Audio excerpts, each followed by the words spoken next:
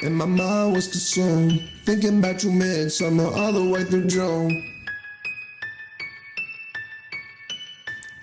I said my mind was consumed, thinking about you midsummer all the way through June. Couldn't get you out my mind, running through these loops, going to the moon. I just blessed up with my goons. You had my heart heavy, I was sipping on the booze. I thought that My we name was is magic, David but it's Siegel, really and this just is your the Let Me moves. Hear It Sometimes you really podcast. Today love we're me, going to be other times you discussing so 3 damn rude. albums, I'm cautious with my tone, I College don't wanna Dropout by mess with you. Kanye West, Rodeo by Travis Scott, and Escape from New York by Beast Coast. And with the Escape from New York album, we're also going to have a guest, Callahan, Domine, my good friend, give us a little take on that as well.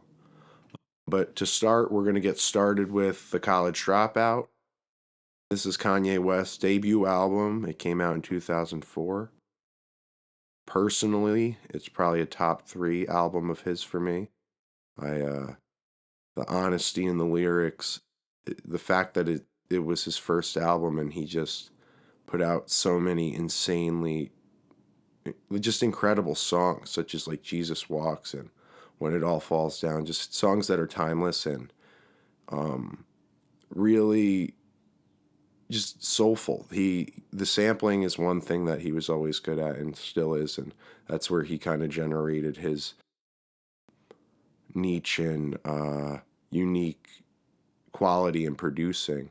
But his lyricism, and even Through the Wire, he literally made a rap with his jaw wired shut after getting in a major car accident. Like nobody does that other than Kanye West. That's some stuff not everybody can do, and I think that album kind of embodies that. At least at the time, what he had, that grit, that determination to prove everybody, hey, I'm not just a producer, I'm a rapper too, and I have a lot to say, and I'm going to say it, and I'm going to do it my own way. And obviously, he had Jay-Z and a lot of backing at that point, but he was still very, very young and not really known as like a rapper. Most of his stuff was known as a producer for Jay-Z, at least to my understanding to that point. And I think to come out on Jay-Z's pretty new record label at the time and just put out such an incredible album it takes a lot of gall. Like you have a lot of pressure on you.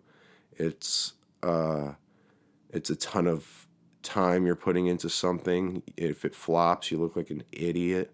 If it flops, a lot of people lose a lot of money, and then you look like an even bigger idiot. So it's really a lot of people in that situation or have in that situation not done well, and sometimes they don't get a second chance. That's their one album and the label will drop them and they got to go back to square one and figure out what they want to do with their life and their music. But Kanye West, as he's always shown, is capable of coming through and surprising people no matter what he's going through or the world's going through. He's kind of always just like, hey, I'm Kanye and this is what Kanye does.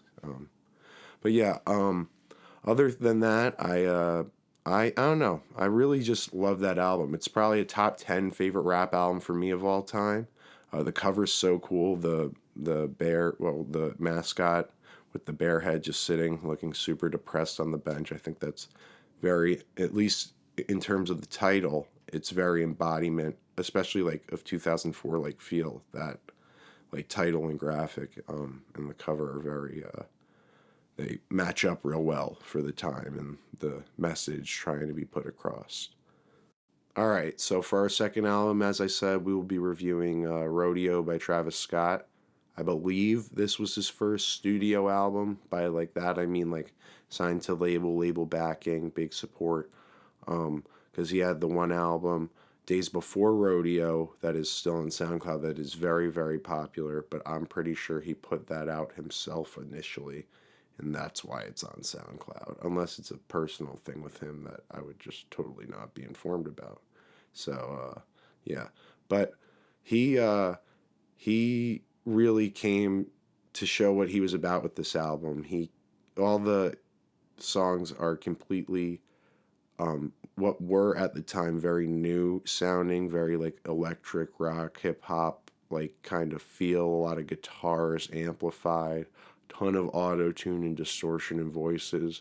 He does a lot of good narration behind his songs, like kind of trying to tell the story of the rodeo. I also think he does a great job within songs like 90210, like delving back into his past and showing where he has like envisioned himself going this whole time. It's like very I find it touching because it's he starts the second half of 90210. He starts talking about his grandmother and how he's ready to kind of help his family and use this music to get him to new heights. And he sees a big vision for himself, and I don't know, stuff like that. And now it's happened for him. Now he's one of the biggest rap artists or any type of musicians in the world. I'd say a lot of people around the world know who Travis Scott is. And I think, personally, this album gave him that trajectory to go to that superstardom because every song in this album, in my opinion, and this is obviously just an opinion, is excellent. I love every single one. I think this album is great. And obviously another person might not think that. And I think the one that preceded this, or not preceded, came after Rodeo, Birds in the Trap, Sing by McKnight, was also excellent. And honestly, I like every Travis Scott album, to be quite honest. But I think this one was so good because it was his first one, kind of much like the Kanye West situation. It was his first one.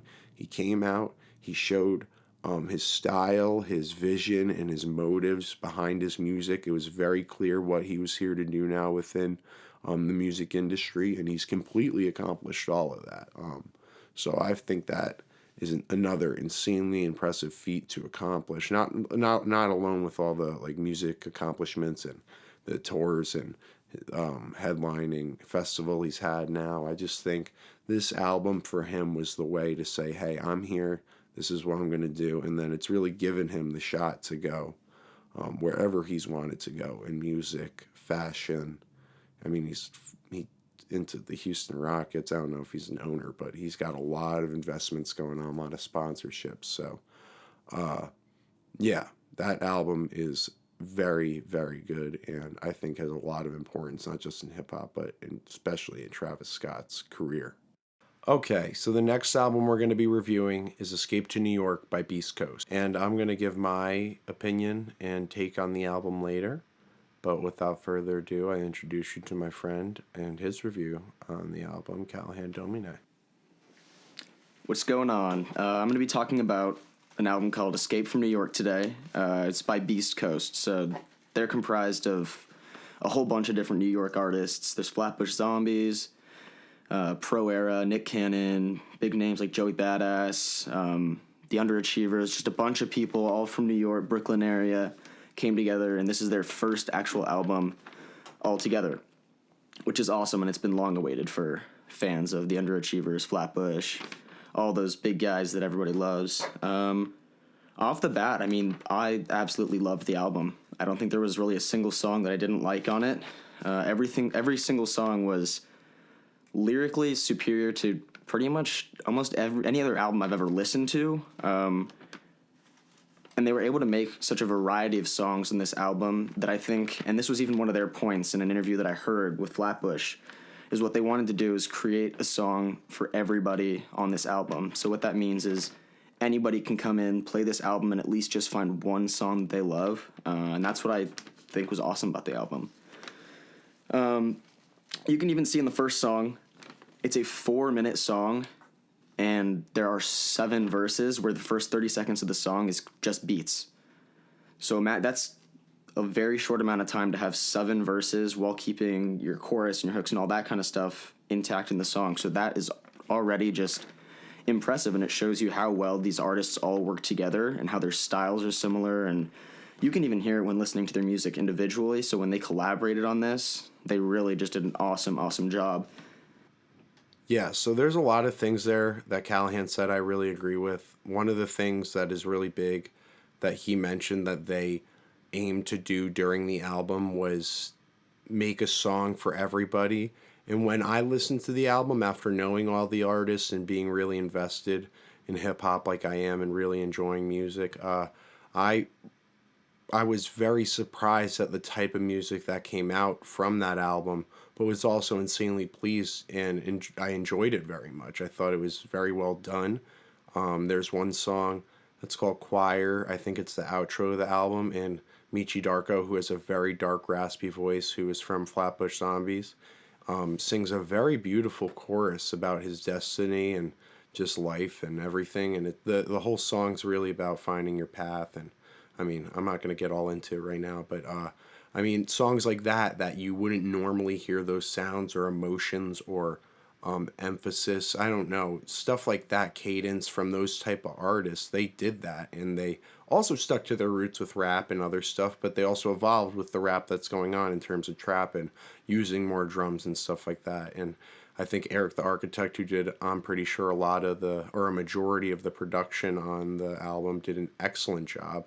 Every beat, chorus, he writes a lot of the stuff for Flatbush Zombies. I thought it was all very well done and produced and composed. So hats off to Eric the Architect. He's amazing, even though I don't know him. But yeah, so that's the wrap up here of the first episode on Let Me Hear It. I hope everybody enjoyed, and we'll probably be coming out with more soon. So thank you very much.